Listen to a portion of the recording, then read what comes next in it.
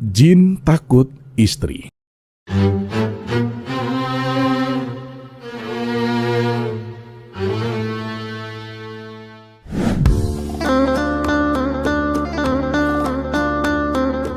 Assalamualaikum warahmatullahi wabarakatuh.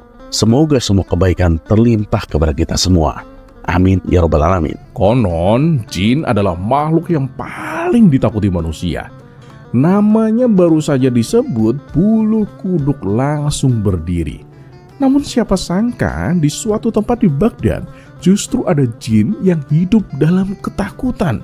Bukan pada manusia bersenjata, bukan pula pada doa-doa pengusir setan, melainkan pada sesuatu yang jauh lebih mengerikan.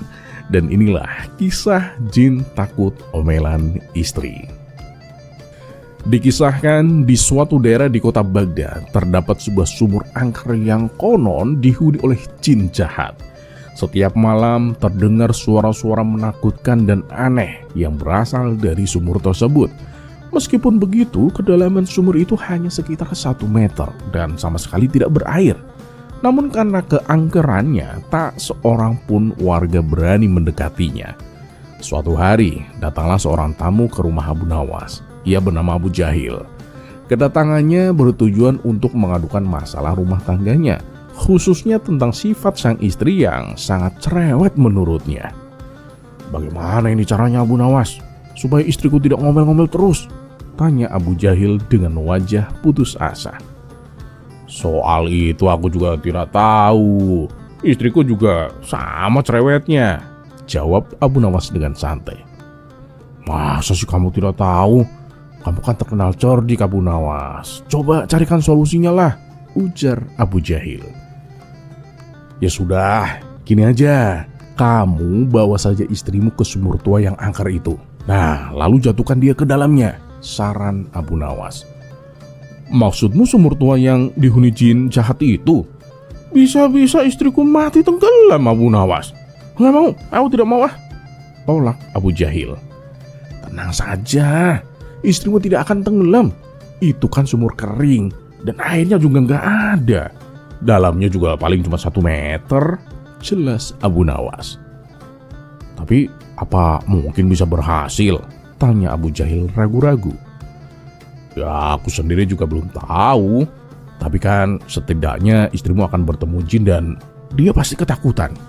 Siapa tahu karena rasa takutnya itu sifat cerewetnya bisa hilang Abu Jahil," balas Abu Nawas. "Ya sudahlah, kalau gitu besok aku akan coba," timpal Abu Jahil. Dan singkat cerita, keesokan harinya Abu Jahil mengajak istrinya menuju sumur angker tersebut. Sesampainya di sana, Abu Jahil pun segera mendekati bibir sumur. "Woi istriku, lihatlah, di dalam sumur ada perhiasan emas," teriak Abu Jahil pura-pura terkejut. Mendengar hal itu, sang istri pun langsung penasaran dan ingin melihatnya. Saat ia berdiri tepat di depan sumur, Abu Jahil langsung mendorongnya hingga terjatuh ke dalam. Namun bukannya berteriak ketakutan, sang istri justru langsung ngomel tanpa henti. "Mana emasnya? Aku tidak melihat apa-apa," omelnya terus menerus. Dan ketika jin penghuni sumur mencoba menakut-nakuti istri Abu Jahil, bukannya takut, ia malah memarahi jin tersebut. "Kamu pasti yang menyembunyikan emas itu kan? Ayo, berikan padaku," bentaknya. Karena tak kunjung mendapatkan emas, sang istri pun terus saja ngomel dan mengomel terus. Dan tak lama kemudian muncul sosok bayangan hitam keluar dari sumur. Rupanya itulah jin penghuni sumur tersebut. Dengan wajah ketakutan, jin itu pun mendekati Abu Jahil. Cepat, angkat istrimu dari tempatku. Aku sudah ratusan tahun tinggal di sumur ini. Baru kali ini aku benar-benar ketakutan. Aku tidak tahan mendengar omelannya," ancam jin tersebut dengan suara gemetar.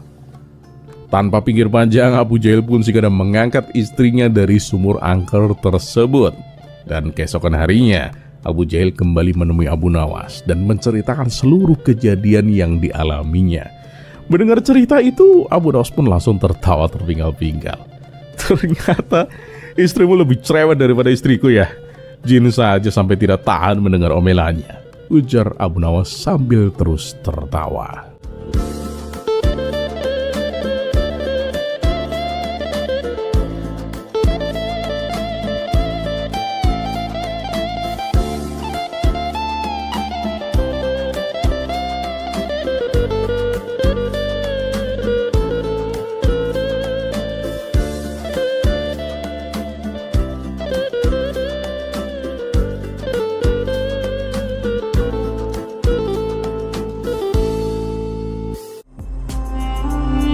Kisah selanjutnya. Takut ditagih pencuri.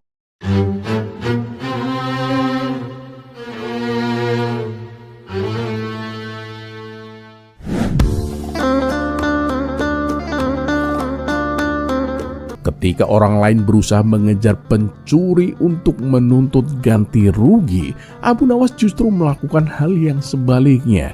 Bukannya marah, ia malah bersembunyi. Alasannya begitu tak terduga hingga membuat orang-orang hanya bisa menggeleng-gelengkan kepalanya. Dan inilah kisah lengkapnya. Di suatu pagi yang cerah, Abu Nawas pergi ke pasar untuk membeli kebutuhan sehari-hari. Semalam ia mendapati persediaan barang di rumahnya sudah habis. Di pasar, Abu Nawas tampak sangat sibuk memilih berbagai keperluan. Satu persatu barang yang sudah dibayarnya dimasukkannya ke dalam keranjang. Karena terlalu asik belanja, tak terasa keranjangnya pun penuh sesak. Akibatnya Abu Nawas tak sanggup lagi mengangkat keranjang belanjaan yang terlalu berat itu. Ia pun berinisiatif mencari seorang kuli panggul untuk membantunya. Abu Nawas menoleh ke kanan dan ke kiri, hingga akhirnya pandangannya tertuju pada seorang lelaki berbadan kekar dan tegap. Dalam hati Abu Nawas yakin kalau orang itu pasti kuat. Kawan, kamu kemari, tolong bawakan belanjaanku, nanti akan aku beri upah, ucap Abu Nawas. Baiklah tuan, jawab lelaki itu. Abu Nawas pun berjalan pulang, sementara kuli panggul tersebut membawakan keranjang belanjaannya. Abu Nawas berjalan di depan sambil menunjukkan arah menuju rumahnya. Karena terlalu santai dan asik melangkah, ia tak menyadari bahwa kuli panggul itu sudah tidak berada di belakangnya. Tanpa disadarinya, kuli panggul tersebut kabur membawa keranjang penuh belanjaan milik Abu Nawas. Hari demi hari berlalu, Abu Nawas tak melapor, tak mengeluh, dan tak mencari siapapun. Seolah-olah ia sudah mengikhlaskan semuanya. Pada hari itu, ia kembali ke pasar untuk membeli kebutuhan sehari-hari. Saat sedang asik memilih barang, seorang kawan menghampirinya dengan wajah yang berapi-api. Abu Nawas, aku tadi melihat orang yang mencuri belanjaanmu minggu lalu, kata kawannya. Dan akhirnya kesempatan untuk menuntut ganti rugi pun datang juga. Mana orangnya? Tanya Abu Nawas. Nah, itu dia. Ayo kita tangkap dan suruh dia mengganti rugi, ajak kawannya bersemangat. Namun, tindakan Abu Nawas justru membuat kawannya heran. Alih-alih mengejar, Abu Nawas malah berlari dan bersembunyi di sebuah warung untuk menghindari kuli panggul tersebut. Ia bersembunyi sampai orang itu pergi meninggalkan pasar. Barulah setelah itu Abu Nawas keluar dari persembunyiannya sambil menghela nafas panjang. Apa yang sebenarnya kamu lakukan? Kenapa kamu malah sembunyi, Abu Nawas? Tanya kawannya dengan wajah bingung. Abu Nawas pun menjawab dengan santai. Begini kawan, kuli panggul itu kan sudah membawakan keranjang belanjaanku selama seminggu. Lah, sedangkan aku belum sempat memberinya upah. Aku takut kalau dia menagih upahnya kepadaku. Nah, pasti tujuannya ke pasar hari ini itu pasti mencariku. Makanya aku bersembunyi, kawan. Mendengar penjelasan itu, kawannya hanya bisa menggelengkan kepalanya sambil berlalu. Kamu memang aneh, Abu Nawas. Abu Nawas memang selalu menemukan cara untuk berpikir dari arah yang tak pernah dipikirkan oleh orang lain.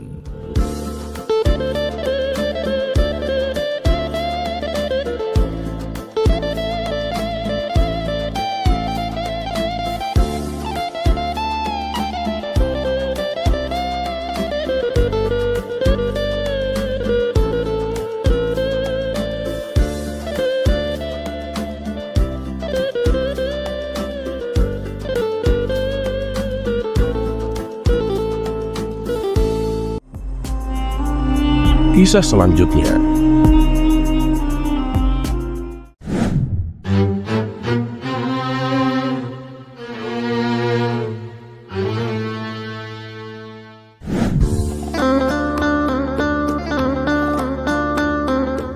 Di suatu pagi yang cerah, Baginda Raja tampak termenung, memikirkan sesuatu yang mengganjal di hatinya. Penasihat istana yang melihat raut murung rajanya itu menghampiri dan kemudian bertanya, "Paduka yang mulia, apa yang sedang Paduka pikirkan? Kenapa Paduka terlihat murung begitu?"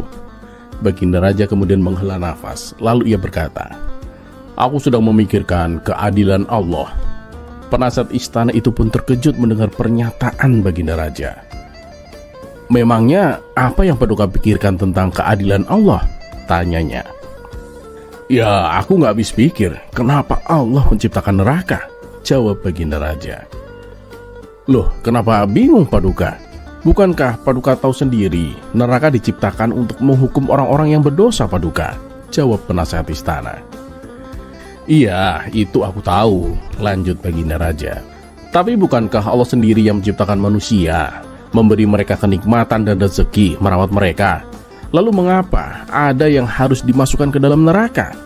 Ibarat seorang pematung yang menciptakan berbagai patung, kenapa ada beberapa yang ia hancurkan setelah patung itu jadi?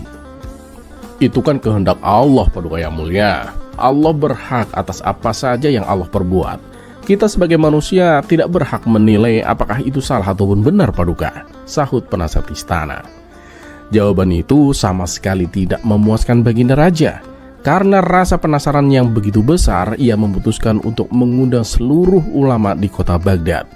Namun ketika pertanyaan yang sama diajukan kepada mereka, tak satu pun jawaban yang memuaskan Baginda Raja. Di saat kebingungan itu, datanglah Abu Nawas ke istana. Pada saat itu, Abu Nawas hendak menyampaikan keluhan warga tentang kenaikan pajak yang sangat memberatkan. "Wahai Abu Nawas," kata Baginda Raja, "aku akan menurunkan pajak untuk rakyat, tapi ada syaratnya. Kamu harus memberikan jawaban yang memuaskan atas pertanyaanku ini. Bagaimana?" "Baik, Paduka yang mulia. Apa pertanyaan Paduka?" jawab Abu Nawas. "Aku masih bingung, kenapa Allah menciptakan neraka? Kalau jawabanmu untuk menghukum manusia yang berdosa, kenapa pula Allah menciptakan manusia berdosa? Bukankah manusia adalah makhluk sempurna ciptaan Allah? Lalu setelah diberi rizki dan kenikmatan, mengapa sebagian akhirnya dimasukkan ke neraka?" Abu Nawas pun terdiam sejenak. Tak lama kemudian ia tersenyum dan berkata, "Wahai Paduka, untuk menjawab pertanyaan ini, Paduka harus bersedia dulu menjadi seorang petani." Baginda Raja pun sedikit terkejut, tapi ia setuju. "Baik, aku siap menjadi petani, Abu Nawas. Asalkan jawabanmu memuaskanku. Tapi ingat, kalau kamu hanya ingin mengerjaiku, aku tak segan-segan menjatuhkan hukuman mati kepadamu, Abu Nawas," ancam Baginda Raja. "Jangan khawatir, Paduka yang mulia. Mana berani hamba berbuat demikian," jawab Abu Nawas. Maka Baginda Raja pun memulai bercocok tanam. Setiap hari ia merawat dan menyirami tanamannya agar cepat tumbuh besar. Setelah beberapa waktu, tibalah saatnya untuk memanen. "Apa yang harus kulakukan selanjutnya, Abu Nawas? Tanaman-tanamanku sudah waktunya dipanen," tanya Baginda Raja. "Silahkan Paduka, panenlah dan kumpulkan hasilnya di gudang," jawab Abu Nawas. Setelah Baginda Raja memanen hasil tanamannya dan mengumpulkannya, ia kembali bertanya, "Lalu apa lagi yang harus aku lakukan, Abu Nawas?" Abu Nawas pun balik bertanya, "Apakah Paduka yakin bahwa semua tanaman yang dikelola Paduka dipanen semuanya?" "Ya, tidak semuanya, Abu Nawas. Hanya hasil panen yang bagus saja yang aku kumpulkan. Kalau yang jelek ya aku tinggalkan," jawab Baginda Raja. Nah, begitu pula dengan Allah, Paduka. Allah hanya mengumpulkan manusia-manusia yang baik. Yang tidak baik Allah buang ke dalam neraka, karena neraka diciptakan untuk manusia yang tidak ada kebaikannya. Memang pada awalnya Allah menciptakan manusia dengan sempurna, memberikan rizki. Namun ada yang memilih berbuat jahat, maka Allah tempatkan mereka di neraka. Sebagaimana Paduka hanya mengambil hasil panen yang bagus dan membuang yang jelek, jelas Abu Nawas. Baginda Raja pun tersenyum puas mendengar penjelasan Abu Nawas.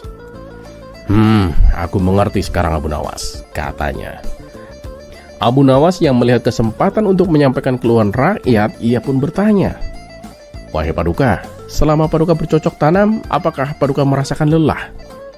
"Ya tentulah Abu Nawas, hampir seluruh tubuhku pegal, dan setiap hari aku bersusah payah merawat tanaman-tanamanku," jawab Baginda Raja. Nah, begitulah yang dirasakan oleh rakyat Paduka. Tetapi Paduka dengan tega menaikkan beban pajak mereka. kata Abu Nawas dengan nada yang bijaksana. Baginda Raja pun termenung sejenak, lalu ia berkata, "Baiklah, mulai sekarang pajak tidak akan aku naikkan, Abu Nawas." Abu Nawas pun tersenyum lega. Dua permasalahan berhasil ia selesaikan hanya dengan satu jawaban cerdiknya.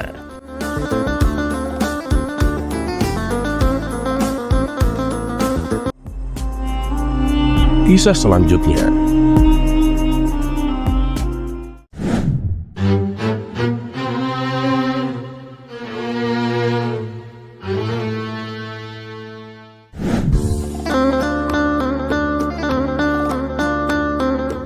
Suatu hari, ketika Abu Nawas sedang bersantai di warung kopi favoritnya, ia menikmati segelas teh sambil mendengar cerita-cerita dari orang-orang di sekitarnya. Tiba-tiba seorang ulama terkenal dari negeri tetangga datang menghampirinya dan duduk di sebelahnya. Ulama itu berkata dengan nada menantang, "Abu Nawas, aku dengar kamu orang yang pandai. Bagaimana jika kita berdebat soal agama, terutama tentang kitab Injil?" Abu Nawas pun tersenyum, sedikit terkejut. Namun ia tak pernah menolak tantangan, apalagi yang bisa menghibur. "Oh siap," jawab Abu Nawas. "Tapi bisakah kita melakukannya dengan cara yang santai dan tidak terlalu serius?" Ulama itu pun setuju dengan syarat tersebut. "Baik Abu Nawas," kata ulama itu. "Pertanyaanku sederhana. Apakah kamu tahu apa yang tertulis dalam kitab Injil?" Abu Nawas pun mengusap janggutnya dan berpikir sejenak. "Ya, aku tahu ada banyak hal yang tertulis di dalamnya," jawab Abu Nawas. "Tapi menurutku yang paling penting adalah pesan-pesan tentang kisah dan perdamaian." Ulama itu pun tersenyum sinis. "Abu Nawas, licik kamu. Itu sih jawaban umum. Aku ingin tahu sesuatu yang lebih mendalam. Bisakah kau sebutkan satu ayat saja dari kitab Injil?" Abu Nawas juga tersenyum santai. "Baiklah," katanya. "Tapi kita harus adil dong. Sebelum aku menjawab pertanyaanmu, biarkan aku bertanya satu hal kepadamu." Ulama itu pun merasa percaya diri, menyetujui tantangan balik tersebut. "Oh silakan Abu Nawas." Dengan tenang Abu Nawas berkata, "Kamu tentu tahu bahwa kitab Injil ditulis dalam bahasa Ibrani, Yunani, dan sebagian bahasa Arab. Jadi tolong sebutkan satu ayat dari kitab Injil dalam bahasa aslinya." Ulama itu terdiam sejenak, kaget dengan pertanyaan Abu Nawas. Ia mencoba berpikir, namun akhirnya mengakui, "Ya tentu aku tidak bisa lah, karena aku tidak fasih dalam bahasa-bahasa itu." Abu Nawas pun tertawa kecil. "Nah, kamu bertanya kepadaku soal kitab Injil, tapi kamu sendiri tidak bisa menyebutkan satu ayat pun dalam bahasa aslinya. Jadi bagaimana kita bisa berdebat soal sesuatu yang tidak kita pahami sepenuhnya?" Ulama itu pun terperangah, sementara orang-orang di warung mulai tertawa mendengar kecerdikan Abu Nawas. Menyadari kekalahannya, ulama itu pun tersenyum kecut dan berkata, "Baiklah Abu Nawas, kamu menang kali ini." Abu Nawas pun mengangkat gelas tehnya dan kemudian berkata, "Tidak ada pemenang ataupun pecundang di sini, saudaraku. Yang penting kita semua belajar sesuatu dan tetap saling menghormati." Perkataan Abu Nawas itu membuat suasana kembali tenang, dan semua orang merasa bahwa pelajaran hari itu bukan hanya soal siapa yang menang dalam debat, melainkan tentang pentingnya pemahaman dan rasa hormat satu sama lain.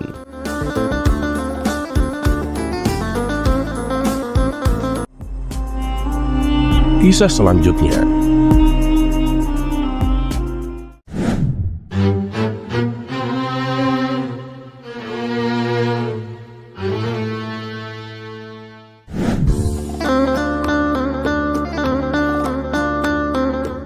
Pada suatu hari, Baginda Raja Harun Ar-Rasyid mendengar kabar bahwa Abu Nawas telah melakukan perbuatan yang sangat aneh.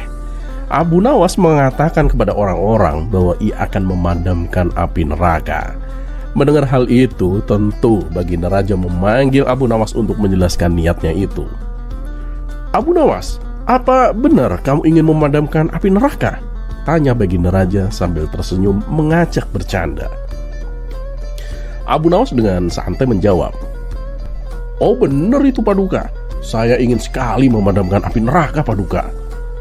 Baginda Raja tertawa terbahak-bahak dan berkata, "Hahaha, kamu ini lucu Abu Nawas. Mana mungkin kamu bisa memadamkan api neraka? Itu mustahil, Abu Nawas, Abu Nawas. Abu Nawas pun tersenyum dengan penuh arti. Paduka, saya tidak bermaksud memadamkan api neraka dengan air atau alat apapun, Paduka. Saya hanya ingin memadamkan api yang ada di hati manusia. Api neraka akan terus menyala jika manusia dipenuhi dengan amarah, kebencian, dan iri hati. Jika saya bisa memadamkan api tersebut di hati manusia, maka neraka tidak akan memiliki bahan bakar untuk terus menyala, Paduka. Baginda Raja terdiam mendengar jawaban itu. Ia tidak menyangka bahwa maksud Abu Nawas begitu mendalam. Setelah beberapa saat, Baginda Raja tersenyum dan berkata, "Kamu memang cerdik, Abu Nawas. Aku selalu kagum dengan caramu melihat dunia." Abu Nawas pun tersenyum dan berkata, "Terima kasih, Paduka. Terkadang memang api terbesar itu tidak berada di neraka, Paduka, melainkan di hati manusia itu sendiri."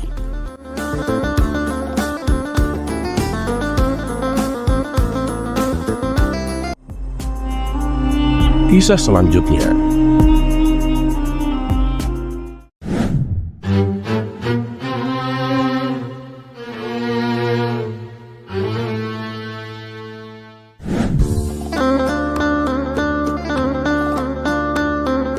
Di kota Baghdad ada fenomena aneh terjadi, yaitu ada seorang pencuri tapi tak pernah bisa dimasukkan ke dalam penjara karena pencuri itu masih anak kecil. Dan karena hal ini terus berulang-ulang dan terus berulang, para prajurit istana pun kewalahan menghadapi pencuri kecil yang selalu meresahkan warga itu. "Tangkap saja dia dan penjarakan," kata Abu Nawas. "Itu tidak mungkin, Tuan Abu. Pencuri itu kan masih anak-anak. Dan kami juga sudah berulang kali menangkapnya, Tuan. Tapi akhirnya ya dilepaskan kembali begitu saja," tutur mereka. "Loh, kenapa dilepaskan? Apakah anak itu keluarga dari pejabat istana?" tanya Abu Nawas.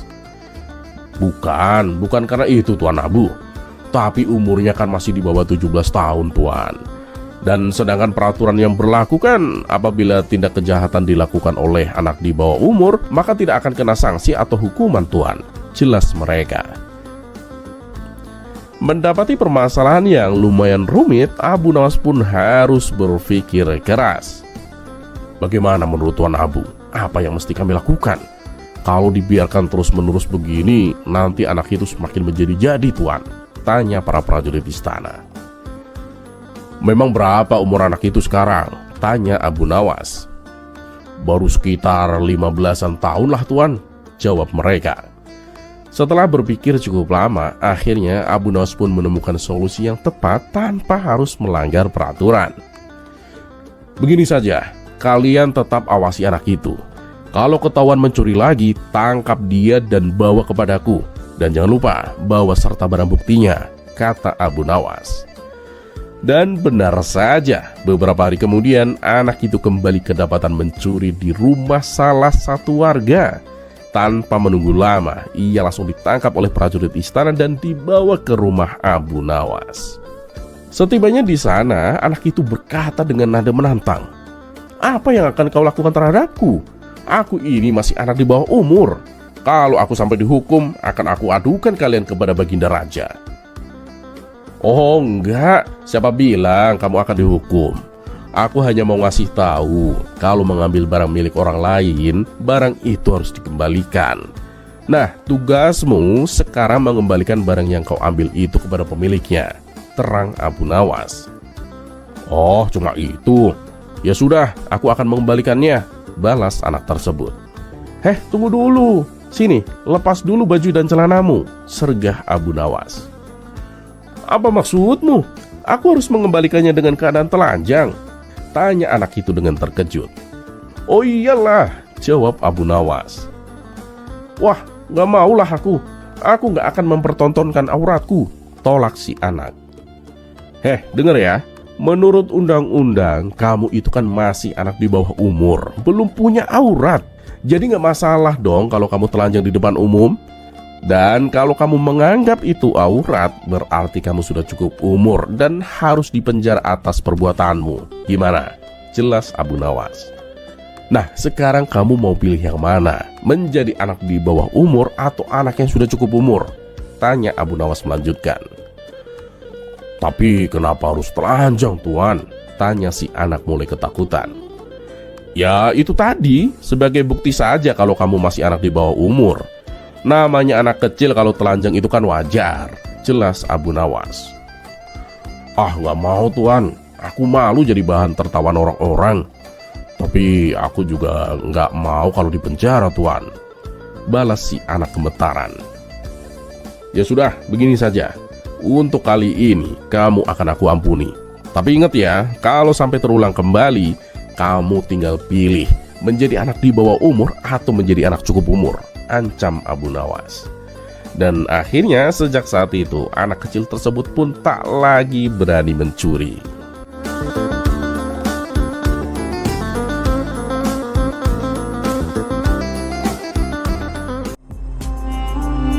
Kisah selanjutnya.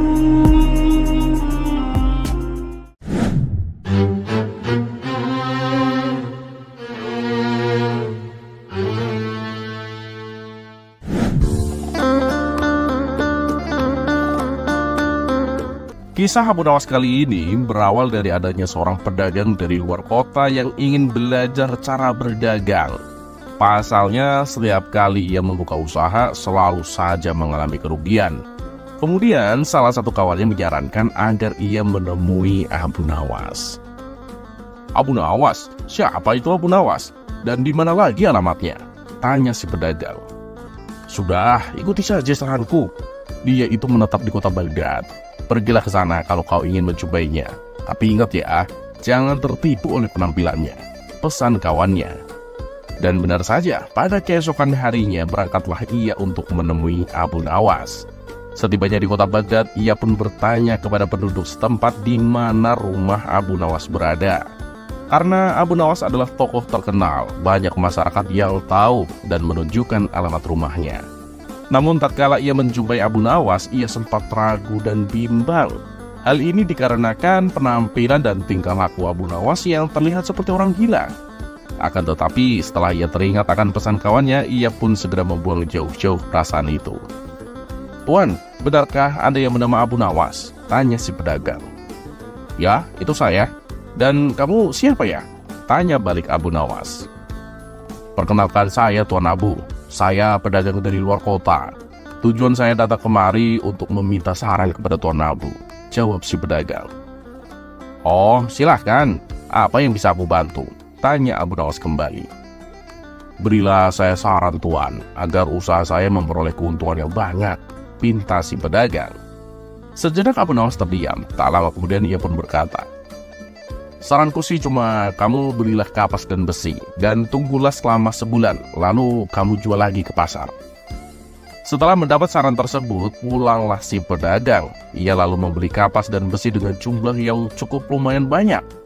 Sebulan pun berlalu, dan sesuai saran Abu Nawas, ia menjual kembali kapas dan besi yang telah ia beli sebelumnya.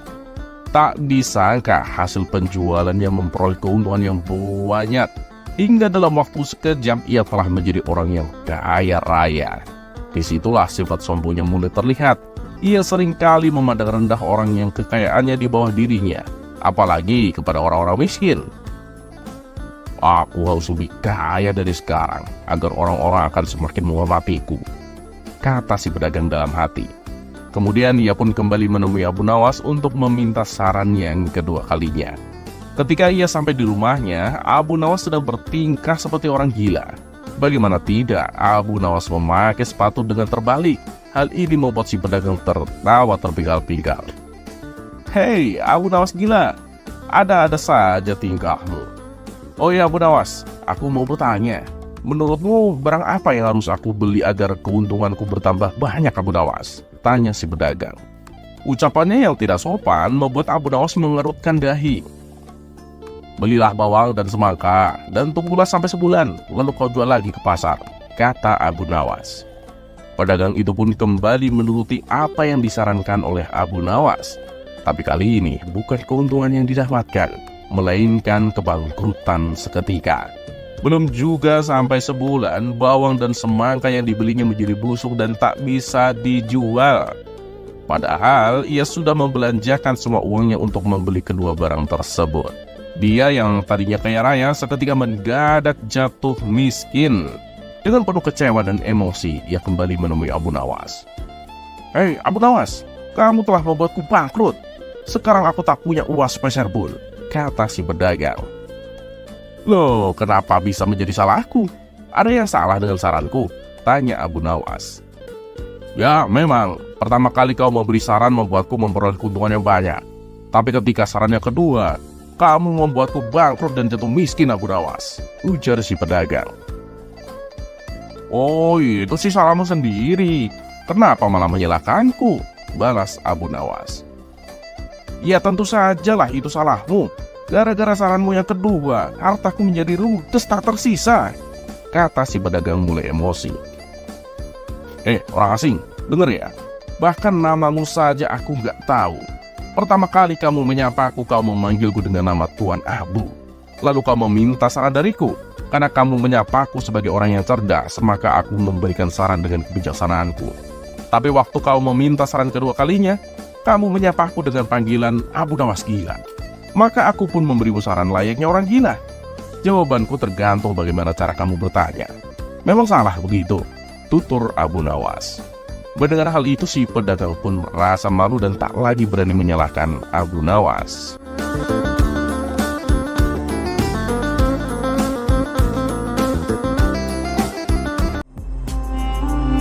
Kisah selanjutnya.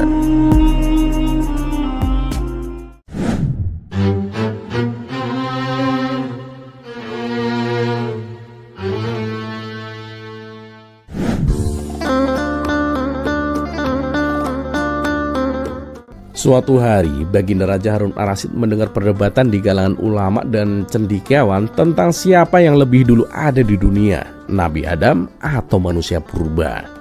Penasaran dengan jawaban yang pasti, Baginda Raja pun memanggil Abu Nawas, yaitu seorang yang cerdik yang selalu bisa menjawab pertanyaan yang sulit. Setibanya di istana, Baginda Raja langsung menyampaikan pertanyaannya. "Abu Nawas, aku ingin kamu menjawab sebuah pertanyaan yang membuatku bingung. Siapakah yang lebih dulu diciptakan, Nabi Adam atau manusia purba?" Abu Nawas pun tersenyum, menyadari bahwa ini bukan pertanyaan mudah, tetapi seperti biasa, ia tidak kehilangan akal. Ia merenung sejenak, kemudian menjawab dengan penuh percaya diri. "Tuanku yang mulia, izinkan hamba menjawab pertanyaan ini dengan logika yang sederhana, Paduka," kata Abu Nawas dengan penuh hormat. "Jadi begini, Paduka. Jika Paduka memiliki dua benda, misalnya satu jam tangan antik dan satu jam yang baru saja keluar dari pabrik, yang manakah yang Paduka katakan lebih dulu ada?" Baginda Raja berpikir sejenak, lalu menjawab, "Yang dulu ada tentu saja jam yang antik, Abu Nawas, karena sudah ada lebih lama daripada jam yang baru." Abu Nawas pun melanjutkan, "Tepat sekali, Paduka. Tetapi siapakah yang lebih penting bagi manusia saat ini? Jam antik yang indah tetapi mungkin tidak berfungsi lagi, atau jam baru yang berfungsi dengan baik dan akurat menunjukkan waktu?" Baginda Raja berpikir lebih dalam dan berkata, "Tentu saja jam yang berfungsi, Abu Nawas. Meskipun itu baru, karena kegunaannya kan lebih penting." Abu Nawas pun tersenyum lebar. "Nah, begitu pula dengan Nabi Adam, Paduka. Nabi Adam adalah manusia pertama yang diciptakan Allah sebagai nenek moyang kita, yang mengajarkan kita bagaimana menjadi manusia sejati. Manusia purba, meskipun mungkin ada dalam sejarah yang panjang, mereka tidak seperti kita, Paduka. Tidak membawa ajaran dan pengetahuan yang kita miliki sekarang. Nabi Adam lebih dahulu sebagai manusia yang sempurna, lengkap dengan akal, ilmu, dan perintah dari Allah." Baginda Raja terdiam sejenak merenungkan jawaban itu, lantas tertawa puas. "Abu Nawas, seperti biasa, kamu menjawab pertanyaanku dengan kecerdikanmu yang luar biasa. Aku tak bisa membantah logikamu. Kamu benar, Abu Nawas. Nabi Adam lebih dahulu sebagai manusia yang kita kenal, dan manusia purba hanyalah bagian dari sejarah yang jauh dari kita sekarang." Abu Nawas pun tersenyum, lalu ia berkata, "Terima kasih, Paduka. Hamba hanya menjawab dengan cara sederhana yang bisa dipahami oleh akal dan hati." Baginda Raja pun tersenyum puas, dan seluruh istana terkesan dengan kecerdikan Abu Nawas yang sekali lagi berhasil menjawab pertanyaan sulit dengan sangat bijaksana.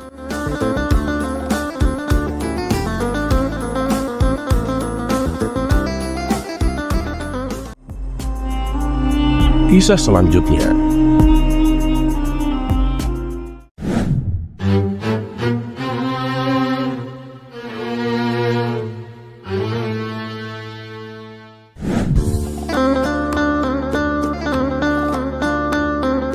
Abu Nawas, seorang sufi yang sudah dikenal sebagai seorang ulama, ia seringkali dimintai nasihat oleh para penduduk. Bahkan juga ia seringkali diajak berdebat oleh para ulama yang lain. Dan suatu hari, seorang pemuda yang dikenal suka berdebat datang menghampirinya. Pemuda ini sangat cerdas, tetapi karena sering bersikap keras dalam argumennya, banyak orang yang ragu untuk berdiskusi dengannya. Dengan suara penuh percaya diri, pemuda itu bertanya kepada Abu Nawas, "Wahai Abu Nawas, banyak orang di desa ini berbicara tentang apa yang benar dan apa yang baik. Kalau menurutmu, mana yang lebih penting? Apakah lebih baik menjadi benar atau menjadi baik?" Abu Nawas pun tersenyum bijak. Ia tahu bahwa pemuda ini ingin menguji kebijaksanaannya. Namun bukannya langsung menjawab, Abu Nawas berkata, "Pertanyaanmu menarik sekali anak muda. Tapi sebelum aku menjawab, ayo kita berjalan-jalan ke pasar. Aku ingin menunjukkan sesuatu kepadamu." Pemuda itu penasaran dengan maksud Abu Nawas, setuju untuk ikut. Mereka pun berjalan melalui jalanan pasar yang ramai. Pedagang berteriak menawarkan dagangan mereka, sementara pembeli sibuk menawar harga. Di tengah keramaian itu, mereka melihat seorang penjual buah sedang memarahi seorang anak kecil. Anak itu tampaknya tanpa sengaja menjatuhkan keranjang apel si penjual hingga buah-buah itu terguling di jalanan yang kotor. Penjual tersebut dengan wajah merah padam pun berteriak, "Ceroboh kamu, sekarang kamu harus mengganti semua apel ini, atau aku tak akan membiarkanmu pergi." Anak kecil itu terlihat ketakutan, dia tidak punya uang untuk mengganti apel-apel yang rusak. Air matanya mulai mengalir, sementara orang-orang di sekitar hanya menonton tanpa berani campur tangan. Melihat hal itu, Abu Nawas mendekati si penjual dan berkata, "Wahai penjual yang baik hati, aku mengerti bahwa kamu memang benar. Anak ini ceroboh dan apel-apelmu jatuh karena kecerobohannya. Tapi aku ingin bertanya, apakah kamu merasa lebih baik dengan memarahinya seperti ini?" Penjual itu terdiam sejenak, namun dia menjawab dengan marah, "Tentu saja aku marah. Apel-apel ini aku jual untuk nafkah keluargaku. Dan sekarang kotor. Aku tak bisa membiarkan ini begitu saja." Abu Nawas pun mengangguk pelan lalu berkata, "Ya, kamu memang benar. Tapi izinkan aku memberikan saran. Bagaimana jika kita menyelesaikan masalah ini dengan cara yang lebih baik? Anak ini bisa membantu membersihkan apel-apel yang masih bisa diselamatkan, dan aku akan membayar apel-apel yang rusak. Bagaimana?" Setelah berpikir sejenak, penjual itu pun akhirnya setuju. Anak kecil itu yang kini merasa lega mulai mengumpulkan apel-apel yang jatuh, dan Abu Nawas dengan tenang membayar beberapa keping perak kepada si penjual. Keadaan yang tadinya tegang berubah menjadi damai, dan anak kecil itu pun pergi dengan wajah tersenyum. Abu Nawas kemudian menoleh kepada pemuda yang bersamanya dan kemudian berkata, "Kamu lihat kan tadi, penjual itu benar. Apel-apelnya jatuh karena kecerobohan anak itu. Tapi jika dia hanya berpegang teguh pada kebenarannya tanpa mempertimbangkan kebaikan, masalah ini bisa semakin besar. Dengan memilih cara yang baik, masalahnya bisa diselesaikan tanpa kemarahan dan dendam." Namun pemuda itu belum puas. Dia berpikir sejenak dan kemudian ia berkata, "Tapi Abu Nawas, bukankah dalam beberapa situasi kebenaran harus ditegakkan? Terkadang kebenaran adalah yang paling penting meskipun itu menyakitkan." Abu Nawas pun tersenyum lembut. "Ya, kamu benar. Kebenaran tidak bisa diabaikan. Tapi menjadi baik tidak berarti kita harus mengabaikan kebenaran. Ayo kita lanjutkan perjalanan. Aku akan memberimu contoh yang lain." Mereka pun melanjutkan perjalanan dan tiba di sebuah rumah yang sedang dibangun. Di sana, dua tukang bangunan terlihat berdebat keras. Salah satu tukang bersikeras bahwa tembok harus dibuat lurus agar bangunannya kokoh. Sedangkan tukang yang lain berkata bahwa tembok harus sedikit melengkung mengikuti desain sang arsitek. Abu Nawas menghampiri mereka dan berkata, "Kalian berdua ini apakah sedang memperdebatkan kebenaran atau sedang mencari apa yang terbaik untuk rumah ini?" Salah satu tukang menjawab dengan penuh emosi, "Tentu saja aku benar. Tembok ini kan harusnya lurus agar bangunannya kuat dan tahan lama." Yang lain pun menimpali, "Oh tidak, Rumah ini akan terlihat jelek jika temboknya tidak mengikuti desain arsitek. Abu Nawas pun tertawa kecil lalu berkata, "Kalian berdua benar, tapi apakah dengan saling berdebat seperti ini rumah akan jadi lebih baik? Bagaimana jika kita panggil arsiteknya dan mencari solusi yang terbaik untuk bangunan ini?" Kedua tukang itu pun setuju. Mereka memanggil sang arsitek, yang akhirnya memberikan penjelasan tentang bagaimana tembok bisa tetap kuat dan indah sesuai dengan desain. Perdebatan pun selesai dan pekerjaan dilanjutkan tanpa ketegangan. Sambil berjalan pulang, Abu Nawas berkata kepada pemuda tadi, "Lihatlah, dalam hidup ini menjadi benar saja tidak selalu cukup. Terkadang cara kita membawa kebenaran jauh lebih penting. Kebenaran itu penting, tapi menyampaikannya dengan kebaikan membuat kebenaran itu lebih diterima." Pemuda itu pun termenung, merenungkan perkataan Abu Nawas. Ia lalu tersenyum kecil dan berkata, "Aku mengerti sekarang Abu Nawas. Kita memang sering terjebak dalam keinginan untuk menjadi benar, sampai lupa bahwa cara menyampaikan kebenaran juga sama pentingnya." Abu Nawas pun tertawa kecil dan menjawab, "Nah, benar sekali. Menjadi benar dan menjadi baik tidak terpisah. Keduanya bisa berjalan bersama.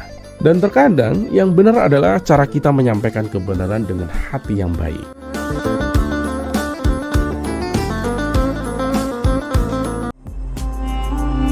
Kisah selanjutnya.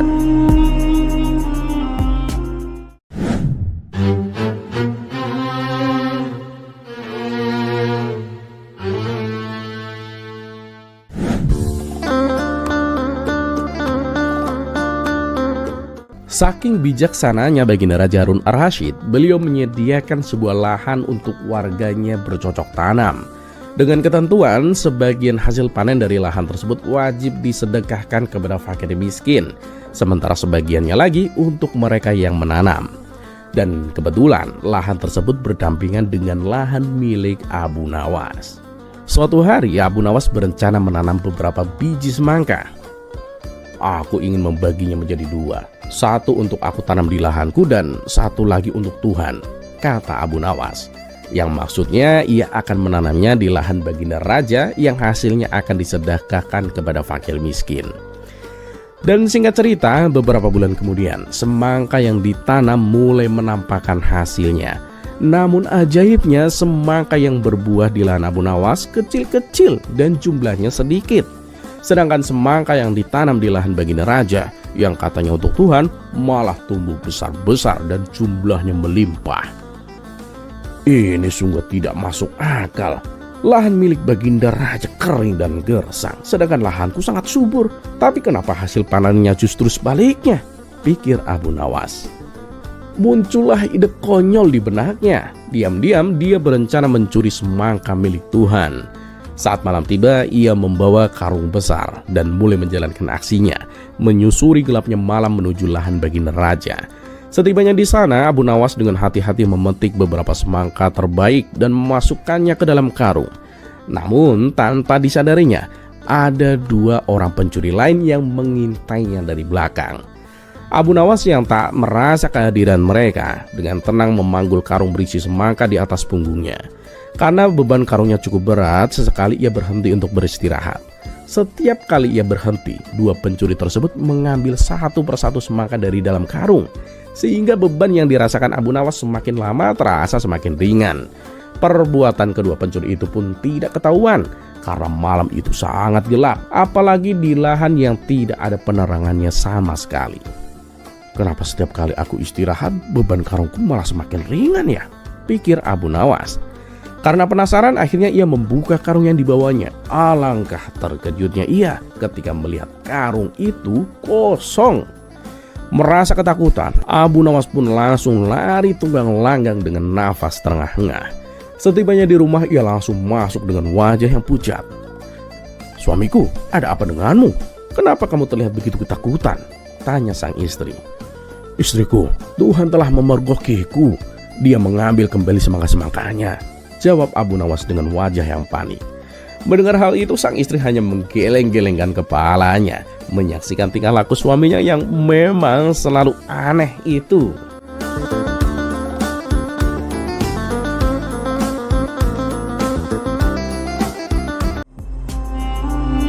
kisah selanjutnya.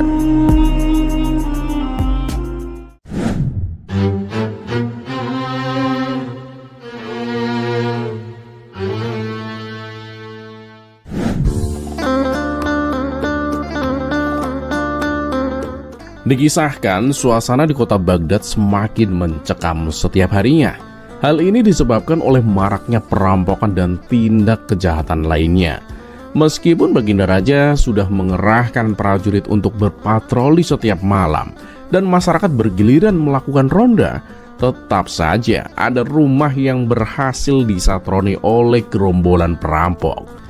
Situasi genting seperti ini membuat Baginda Raja resah, tak tahu cara lain untuk mengembalikan keamanan di negerinya. Di tengah kebingungan itu, datanglah seorang lelaki berperawakan tinggi dan kekar yang menawarkan diri kepada Baginda Raja agar diangkat menjadi prajurit istana. Ia berjanji akan menumpas semua tindak kejahatan dengan kekuatan yang dimilikinya. Baiklah, aku akan setujui permintaanmu, tapi ingat, jika dalam sebulan tidak ada perubahan, kamu akan aku pecat, kata Baginda Raja. Lelaki itu pun diangkat menjadi prajurit, dan ternyata janji yang diucapkannya benar-benar ia laksanakan. Dalam waktu singkat, kasus perampokan dan kejahatan lainnya berangsur-angsur menurun. Rupanya para perampok takut dengan reputasi lelaki tersebut yang terkenal kejam dan tegas. Siapapun perampok yang ditangkap olehnya tidak dijebloskan ke penjara, melainkan dibunuh secara sadis. Namun tak lama kemudian muncul kasus kejahatan lain, kali ini berupa kasus penipuan. Negeriku ini, perampokan hilang, penipuan muncul. Tapi aku rasa ini keahliannya Abu Nawas, biar dia saja yang menangani, ujar Baginda Raja dalam hati. Tiba-tiba komandan prajurit baru itu menawarkan diri untuk mengurus kasus tersebut. Kamu yakin kamu bisa? Aku tahu kamu itu kuat, tapi untuk menuntaskan kasus seperti ini, yang dibutuhkan bukan kekuatan fisik, melainkan kecerdasan otak, kata Baginda Raja. Paduka yang mulia, beri saya kesempatan sebulan saja Paduka. Jika gagal, silakan pecat saya Paduka, tantang komandan prajurit. Baginda Raja akhirnya mengizinkannya, dan benar saja, dalam kurang dari sebulan komandan prajurit berhasil membongkar segala bentuk penipuan yang meresahkan masyarakat. Atas keberhasilannya itu, Baginda Raja memberikan penghargaan untuk kedua kalinya. Kali ini dengan upacara yang cukup besar yang dihadiri oleh segenap pejabat kerajaan. Engkau benar-benar hebat. Kamu bukan hanya kuat dan perkasa, tapi juga cerdas, ujar Baginda Raja sambil memberikan hadiah sebesar 100.000 dinar.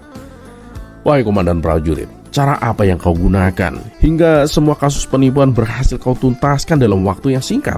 Tanya Baginda Raja dengan takjub.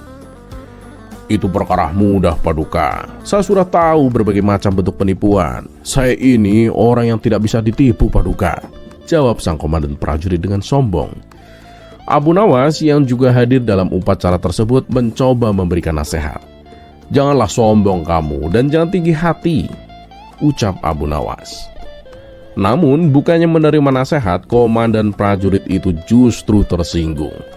Hei Abu Nawas, bilang saja kau ini iri.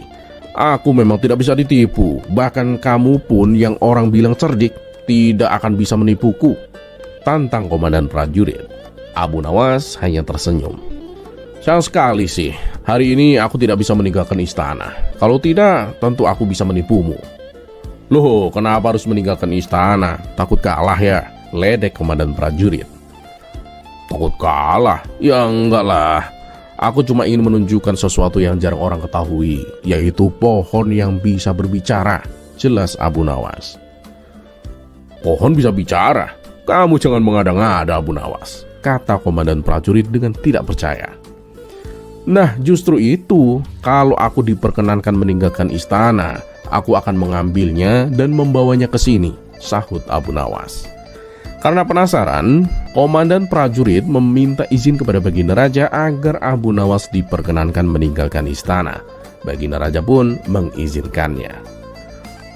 Baginda Raja sudah mengizinkan, sekarang pulanglah dan bawa kemari pohon yang kau ceritakan itu Abu Nawas, kata komandan prajurit. Baiklah, aku akan mengambilnya. Kamu tunggu di sini ya, sahut Abu Nawas lalu pergi meninggalkan istana. Namun setelah waktu menjelang sore, Abu Nawas tak kunjung kembali. Komandan prajurit masih sabar menunggu. Tetapi ketika malam tiba, Abu Nawas juga belum muncul. Hingga larut malam, komandan prajurit mulai merasa kesal. Lihatlah Paduka, betapa pengejutnya Abu Nawas. Ia tak berani datang Paduka.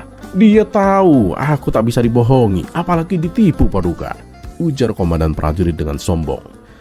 Namun mendengar hal itu Baginda Raja malah tertawa. Hal ini membuat komandan prajurit merasa heran. Maaf Paduka, mengapa Paduka malah tertawa? Tanyanya penasaran. Hei komandan, ketahuilah, Abu Nawas tidak datang bukan karena takut ketahuan berbohong. Justru ia telah berhasil menipumu. Komandan prajurit pun merasa bingung. Maaf Paduka, maksudnya bagaimana? Saya masih belum mengerti Paduka. Baginda Raja lalu menjelaskan. Lihatlah dirimu, kamu menunggu Abu Nawas di sini sampai larut malam, padahal dia tidak akan datang. Bukankah itu berarti Abu Nawas telah berhasil menipumu? Sontak komandan prajurit pun tersadar. Ia tak menyangka kecerdikan Abu Nawas bisa menjebaknya. Sialan, baru kali ini aku ditipu, gerutunya. Baginda Raja tertawa semakin keras. Begitu pula para pejabat istana yang hadir.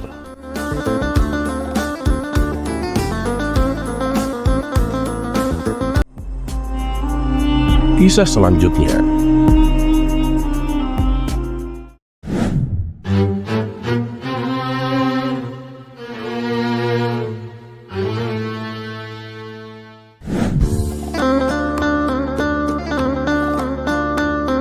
Akhirnya Abu Jahil menikah juga. Ia baru saja menikah dengan seorang wanita cantik yang pandai memasak. Karena keahlian istrinya itu, Abu Jahil memutuskan untuk membuka sebuah warung makan. Benar saja, dalam waktu singkat warungnya ramai dipadati pembeli. Orang-orang menganggap Abu Jahil sangat beruntung, punya istri baru yang cantik dan berbakat. Beruntung sekali Abu Jahil, istri barunya cantik dan pandai memasak, makanya warungnya selalu ramai, ujar salah satu warga. Ya itu kan wajar, istrinya jago masak, pasti semua orang suka makan di sana, timpal warga lainnya. Suatu hari Abu Nawas dan kawan-kawannya mendatangi warung makan Abu Jahil. Melihat mereka datang, Abu Jahil pun langsung menghampiri dengan niat mempermalukan Abu Nawas. Hei, kalian mau makan di sini? Memang bawa uang berapa? Di sini tidak boleh berhutang, ujar Abu Jahil dengan sombong. Abu Nawas dengan tenang menjawab, tidak usah khawatir Abu Jahil, kami pasti akan bayar. Alah, apalagi yang bicara kamu Abu Nawas, mana mungkin aku percaya. Kamu itu kan miskin. Coba deh nyari istri itu seperti saya, udah cantik, pandai masak lagi. Pertengkaran itu segera dihentikan oleh salah satu teman Abu Nawas yang berkata, sudahlah Abu Jahil, tidak usah bertengkar, aku yang akan mentraktir mereka. Saat suasana mulai tenang, seorang lelaki buta juga masuk ke warung dan duduk tak jauh dari mereka. Abu Jahil segera menghampiri si lelaki buta itu dengan sopan. Tuan, mau pesan apa? Bawakan saja sendok bekas makan membeli, jawab si lelaki buta. Meskipun heran, Abu Jahil menuruti permintaan itu. Saat sendok diberikan, lelaki buta tersebut menciumnya lalu berkata, ini sop iga sapi, saya pesan itu. Abu Jahil pun terkejut. Bagaimana tuan bisa tahu? Tanyanya keheranan. Oh, itu mudah. Aku cukup mencium aroma dari sendok ini, jawab si lelaki buta dengan santai. Abu Jahil semakin kagum dan penasaran. Kalau minumnya, tuan ingin pesan apa? Tanyanya kembali. Bawakan aku gelas bekas minum pembeli, aku akan memilihnya sendiri, kata si lelaki buta. Abu Jahil segera membawakan 3 gelas. Setelah mencium gelas-gelas tersebut, lelaki buta itu berkata, gelas pertama ini teh campur madu, aku tidak suka. Gelas kedua juga tidak enak, sepertinya teh campur serai. Nah, yang ketiga ini baru aku suka, teh campur daun jeruk. Abu Jahil semakin kagum, tak habis pikir dengan kehebatan penciuman lelaki buta itu. Kekaguman yang sama juga dirasakan oleh Abu Nawas dan kawan-kawannya yang menyaksikan kejadian tersebut. Setelah menyantap makanan, si lelaki buta itu hendak membayar. Aku sudah selesai, berapa total semuanya? Tanyanya. Abu Jahil yang masih penasaran mencoba kembali menguji kehebatannya. Tuan, tidakkah Tuan ingin mencicipi hidangan penutup? Bagaimana kalau kita buat taruhan, Tuan? Jika Tuan bisa menebak hidangan penutup yang kuberikan, maka makanan yang sudah Tuan makan gratis. Tapi kalau salah, Tuan harus membayar 2 kali lipat. Bagaimana? Si lelaki buta itu pun setuju. Baiklah, bawakan sendoknya. Abu Jahil segera menuju ke dapur, lalu menghampiri istrinya dengan rencana yang licik. Taruh sendok ini di ketiakmu sebentar, kata Abu Jahil. Untuk apa? Tanya istrinya kebingungan. Sudah, turuti saja perintahku, kata Abu Jahil dengan nada memerintah. Meski bingung, istrinya menuruti permintaan Abu Jahil. Sementara itu, Abu Nawas dan kawan-kawannya yang melihat tingkah laku Abu Jahil hanya bisa geleng-geleng kepala. Terus-terusan saja dia mengerjai orang, bisik Abu Nawas kepada teman-temannya. Abu Jahil kembali mendatangi si lelaki buta dengan membawa sendok yang telah ditaruh di ketiak istrinya. Ini Tuan, sendoknya, ujar Abu Jahil sambil cengengesan. Lelaki buta itu mengambil sendoknya dan menciumnya. Tiba-tiba si lelaki buta itu terkejut. Sejak kapan Jamal bekerja di sini? Tanya si lelaki buta dengan nada penuh keheranan. Abu Jahil ikut terkejut. Jamal? Jamal siapa? Maksud Tuan gimana? Tanya balik Abu Jahil. Jamal, itu namanya waktu masih menjadi laki-laki. Setelah menjadi perempuan, namanya diganti menjadi Jubaidah. Dulu dia adalah mantan istriku. Begitu aku tahu dia sebenarnya laki-laki, aku langsung menceraikannya. Memang sudah lama Jamal bekerja di sini, jelas lelaki buta. Spontan, Abu Nawas dan kawan-kawannya tertawa terbahak-bahak. Abu Jahil yang mendengar hal itu langsung jatuh pingsan. Ternyata Jubaidah yang dimaksud lelaki buta itu adalah istri baru Abu Jahil.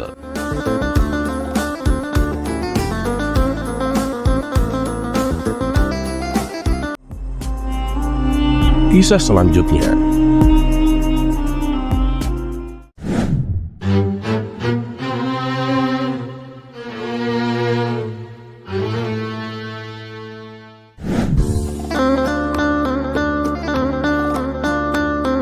Di sebuah desa tinggal seorang pria yang terkenal sebagai orang paling pemarah di seluruh negeri. Semua orang takut kepadanya karena dia sering marah-marah tanpa alasan yang jelas.